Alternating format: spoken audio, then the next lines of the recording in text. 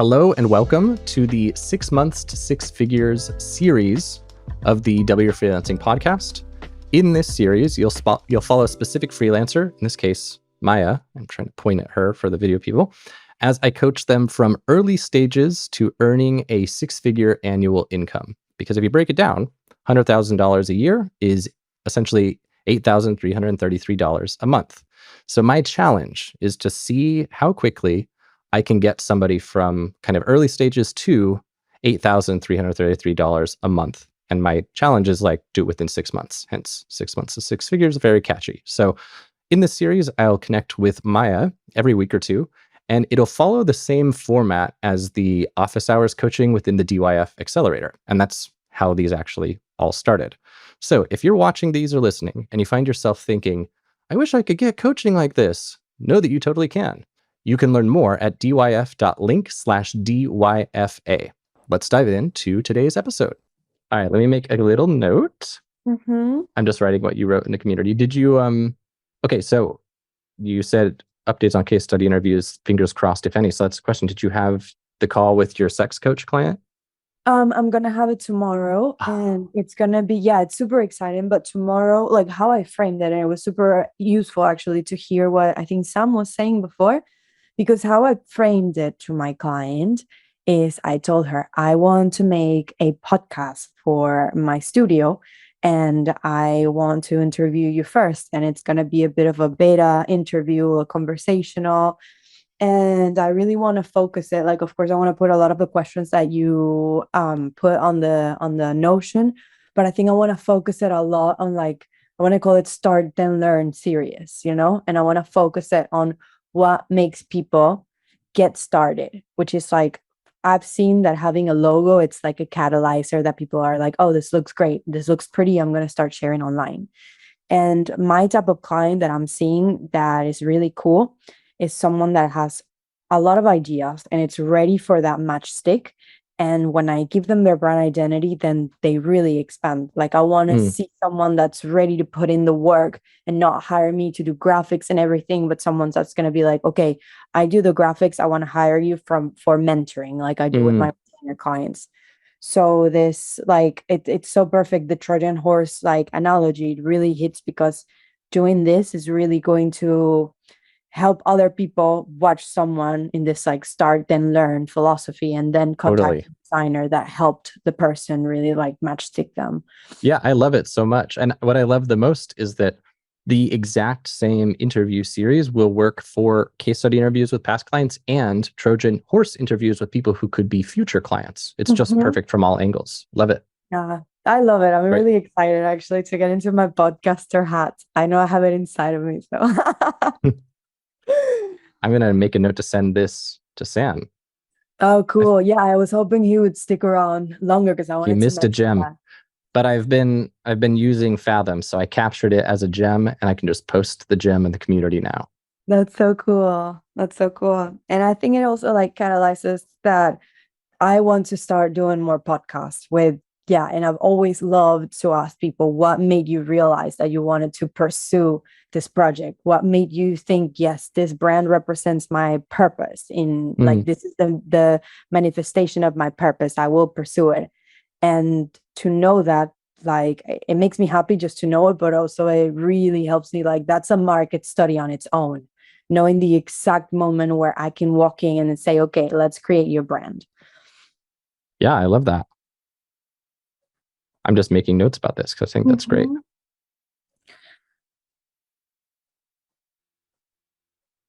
Well, I'll be excited to hear updates there. Yes, me too. I'll tell her everything about the idea tomorrow, and I'll update you next week. But that's like case study based, but like client based. Booked the client. June is booked. July is only 2 clients left.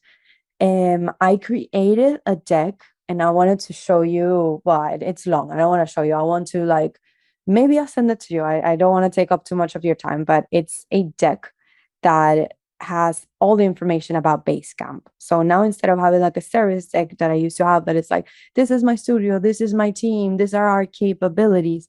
Now I have only 2 decks for my 2 capabilities. And since people are so segmented, I either send them one deck that has everything about that service and the pricing and the add-ups, and the other one that has exactly the same. And they're similar structures, but they're segmented so differently that now I don't have to make people choose. It's like, I have a perfect one for you. This is it. If you graduate from this, maybe we can work on your brand, for example. Cool. Or if you can't afford this one, then here's a little backup if you want to work on like content strategy and just like a quick. Lovely. So I think it's been working, that one. So that was going to be my question, is like, are you noticing people are really appreciating that you have this kind of, because what you're describing, it's like you've almost found your way through just a byproduct of our other conversations into solidifying these 2 kind of productized service offerings, really. And so you're getting good feedback on them, or because I think the risk with this kind of stuff is that maybe someone feels like they don't perfectly fit into it, and thus they wouldn't be able to be your client. And sometimes it's hard to know that. Are you feeling like people are responding well, or there might be people who are silently feeling excluded, or what's your vibe for that? Or is it too early to say? I think it might be too early to say, but the only 2 times that I've sent it, one I booked the client, and the other time I have a clarity call with her. I mean, so that's good stats so far. Yeah, I mean, success, I want to say that like I am really getting good at understanding at what point of the conversation I can sell something, since I'm really posting so much like educational content on Instagram and polls, and people are really approaching me like, hey, how do I, what do I do if I want a brand that is more lifestyle, or how do I proceed if I want to rename my brand? And now like I'm really opening my coaching hat and opening people to like come to me. And once I have this like little back and forth, and I understand that this person can get a lot of value, then I say, hey, no pressure at all, but I've created this that I think it would really help you. Here you go. This is for like the cheaper one, the lower investment. And then the other one, which is Basecamp, which is the branding one, that one, like, I don't want to pitch it like that. I want people to come to me and say, hey, I'm interested in building a brand identity with you. And I say, okay, great, you ask, here's the deck. Like, I don't want to cold pitch the other one. So you're saying that somebody who you just noticed they respond on your Instagram posts a lot, that's when you send it, or what's that flow like? So I post a lot on stories. And I post a lot of like, here's the behind the scenes. Like, I think I booked this one because a client launched their brand and it was a really cool branding. So it's a yoga studio that has 30K. So that gave me a lot of exposure, and they tagged me. This was Maia, our designer. She was amazing. Reposted them. And then I grabbed it and I said, let's decompose, or like that. Let's see what made this launch successful. And I shared like post by post the launch. Like there was like 6 pre-launch posts that we made together in a launch campaign. And I added that on my Instagram, and a lot of people ask me things. And based on those conversations is when I start to like massage the potential future Basecamp or Playbook clients. And I am really loving that flow. And from like what we said about the wait list, like now what I'm doing is that I am posting more like July, only 2 slots, July last slot, like now it's only 2, but once I book that last one for July, I'm going to put last slot, and that is already a call to action. That already makes people, like, as you guys say, creates that like demand. How do you call it? Urgency, like, and it has scarcity been really in this case. Yeah. And scarcity, urgency, I guess. A thought I'm having is that, and I don't want to distract you, so that's why I want to not give it to you as an idea yet, but it's just a thought for now. But maybe we'll formalize it into an idea in a minute. Having these people who are engaging on Instagram, going from that to like the hard pitch, not even the hard pitch, the soft, like the pitch deck kind of thing, or the deck, like it's the about page of the product. A bridge would be helpful. And I think it's great that you're not doing the bridge, because I've been dissuading you from like doing too much scaffolding. But if you're noticing that on these discovery calls, you are kind of educating about similar things, or if you just imagine yourself thinking of the type of person who's on Instagram asking you a lot of questions, and what the gap is between them where they're at now and them becoming one. What did you say the formal name for the lower service deck is called? It's called Playbook, Content Strategy Playbook. So if you ask yourself, Playbook is the cheaper one's name. If you ask yourself what's the gap between someone who's engaged on Instagram and becoming a customer for the Playbook, what are the things that they need to learn? Like, the things that you're teaching on Instagram are probably largely repurposable anyway, but this might be a good time to have a little free mini course that you could perhaps repurpose parts of the actual discovery calls, like how I'm repurposing my calls with you for our YouTube. You could perhaps repurpose interviews as part of this and make it where you could have a valuable e-course that would warm people up and teach them about your process without it having to be such a huge ordeal to create. And this is where it could be a distraction. So this is just the idea floated out. Let's talk about the stuff you had on your agenda, and then we can circle back to this to see if it actually makes sense for right now. It does. It's in the horizon. Like that's a freebie that I'd love to explore, a 5-day course on like discovering how to align your purpose into your online messaging. So in the horizon, but right now, I totally feel you. Like I want to be like this on like raising my prices and just filling up the wait list so I can have more time to actually work on the back end of my business.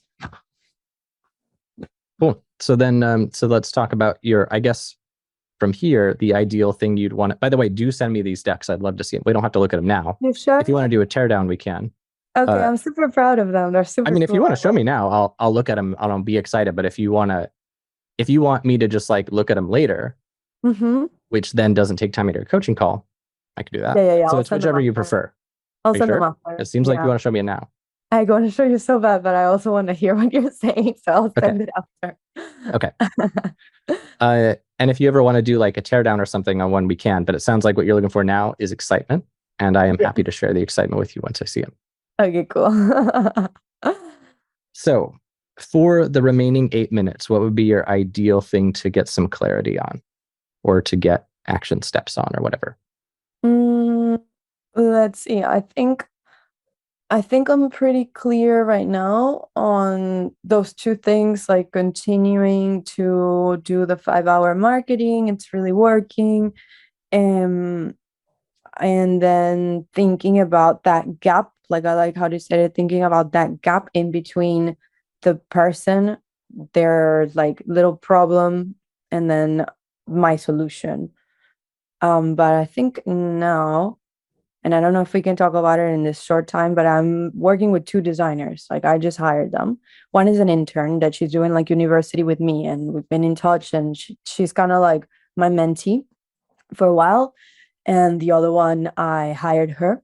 And I wonder if you can tell me like, what is the best way, since they're not ready yet, in my opinion, to do client-facing work, but more like back-end housekeeping and like onboarding them and getting in touch with like my studio's ethos. I wonder if you know like what's the best way to I guess delegate right now that I'm learning how to delegate and learning how to work with a team. So I guess my question would be like, what is let me just write down question, how to delegate. So you said you already do your time tracking, something that I do, and I have the time tracking implementation intensive already uploaded, so you can reference that for more detail here. Something I do is I will do time audits where I look back over the previous week or two, and I'll do it on my iPad so I can like mark it up with different colors and stuff. And I'll look at things that I'll rank things based on how easy they are to outsource, and based on how expensive they are to outsource.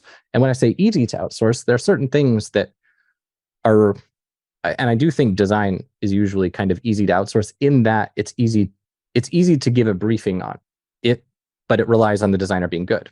But there are certain tasks that, like, for example, I have my virtual assistant editing my videos. When I created the SOP for that, it took like, I think like 6 hours, and it's like a 100-step SOP for all the things that go into editing a video. It was very, very, very intense. I'm glad that I have it. I'm glad I have it because now I don't have to edit my videos. But imagine if I had stopped doing video after a couple weeks, that would have been wasted. So in terms of how to delegate, the easiest place to start is to look for tasks that are super easy to explain, super easy to have built in, like an SOP step for quality control, that take up a good amount of your time. I have different frameworks I lay out for how you can track your time and audit it in that course. So I probably won't go too deep into it now, but what I'll usually do is, the bare minimum way of looking at this is like, as I'm doing a task, I say to myself, is this the kind of thing I actually needed to do, or could I have had Mari do this? Because there are certain things that I do have to do, like, for example, being here talking to you. I can't have Mari do that. But if I later had to comb through this video to find some moment where you said a specific thing, I could have had Mari do that. I could say, hey, Mari, find the part where Maya was talking about blah, blah, blah. And so what all this comes down to, though, is why did you hire the designers? What are you hoping they will eventually be doing? Are you hoping they'll eventually do the design work for your clients? I want to train them. I really want to train them. And they're both like young, really good, a lot of potential designers. And they have been looking up to me a lot. And I want to give them a lot. So I'm training them on how to onboard a client. For example, it's an SOP that I thought it was easy, how to duplicate the client dashboard, how to duplicate the email template and everything. But I want to train them to design better. Like I want to train them to have the style of the studio and speak the same language as my studio, which is very minimal, very editorial, very edgy, I think. So in my mind, if their design skills are top notch, getting them to design in the style of the studio is relatively easy.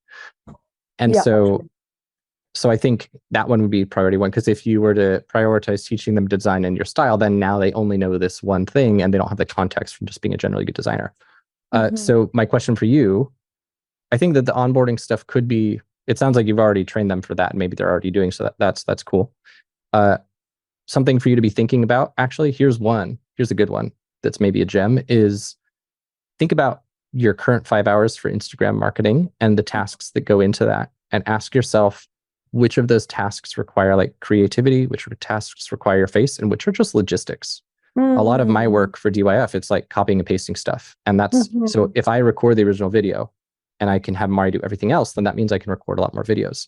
So when you think about where your 5 hours is going for your marketing right now, maybe look at that and say, are there repetitive tasks that go into this that if I could easily have one of them do, and free up more time to do the stuff that moves the needle? That would be one thing to be thinking about. And then in terms of the design, I would be asking myself, what courses can I sponsor so that I don't have to teach them how to be a good designer? Like, what can I just put them through to get them leveled up? And then once they're good, and you can do teardowns with them, you can give them direct feedback, and you can kind of help steer their ship, but you can have somebody else, you can have them riding someone else's ship in the first place, and you help it get steered. Do you know of any good courses that you could just buy and put them through? Yeah, totally. There's a page, I don't know, you know about it. I love creatives.com. Really good courses, really, really good courses. And they are very like my style, which is very adapted to like Gen Z, Instagram, e-commerce service providers. Okay. That's a great idea. That's a great idea. And it might be worth asking them, like I had this conversation with Mari. It might be worth asking them, like, do they believe that leveling up their design skills should be billable or non-billable? And finding what their preferences are and what feels fair to you and feels fair to them. Because I sometimes go on two sides. Like, if someone is reading through my SOP to learn how to do something for my business, that feels like it should be billable. But if someone is leveling up their skills to just get to the bare minimum to even be able to work for me, like if they need to just learn how to be a good designer in order for me to be able to pay them for design, sometimes to me that doesn't feel like it necessarily should be billable, because like it's like a paid unless so I guess, but you don't want someone to feel put out, because ultimately it needs to feel fair to everybody versus them feeling like they have to. So maybe get clarity for them there. But if they are expecting to be paid for this, that's something for you to consider, is like, if you're going to have them on the clock for 100 hours to become bare minimum good at design, that's a significant investment for you. And would there be an ROI? I don't know. So that's something you'll have to ask yourself. But it sounds like it's more of an internship framing anyway. So maybe. Yeah. maybe that's Like, not. yeah. Like, I trust that they want this in their own self-interest to become better designers. So yeah, I can give them courses, but they should be doing that anyways because of their career. But then it's in my self-interest that they learn how to do it my way and not design, but how to onboard a client, how to be super friendly, how to, be like blank page, like our studio. What are the ethos and how can they really feel like they're part of my team? Yeah. It's super So maybe, clear. cool. Maybe the separation to make for now, like the stuff that'll be easiest to outsource is going to be stuff that doesn't require things to be done, like that doesn't require nuance, really. Anything that is repetitive. So I think onboarding, that was a big thing for you to chomp off. It's cool that you did it and that it worked, but it was a big task versus like, I need you to upload these videos, do the transcription, resize them kind of stuff. And in terms of the actual how, I have not had great success with just recording a loom, handing it over to them, have Mari do the SOP, but I'm trying to approach this by like having Mari take some training courses on how to make good SOPs as the bridging gap there. So if that's something to think about, is if you can get them educated on how to like create processes themselves, then you could just record a loom video of you doing the thing, have them make the SOP, and then you audit the SOP. That's as really an idea. cool. I love that. Cool. But yeah, I think the stuff that'll move the needle now is if you have the time to watch the implementation intent stuff on time tracking, I think you'll get some ideas. I would say just do time audits and look for things that you spend a lot of hours on repetitively every week for a long time that are easy to outsource and do not require much nuance. I think those would be your like 3 metrics there. Cool. Thank you. Well, I'm excited to see your little decks. Send them my way. Yay, me too. Send me deck pics. All right, see ya. All right, so there's the session. I'll be excited to see how she does in the coming weeks and see what she reports back with. If you enjoyed this episode, be sure to like, subscribe, leave good reviews, all those things. And as a reminder, if you want to get coaching just like this, you can join the DYF Accelerator, and your membership includes one-on-one live video coaching calls with me every week, where we'll do basically what I just did with Maia here.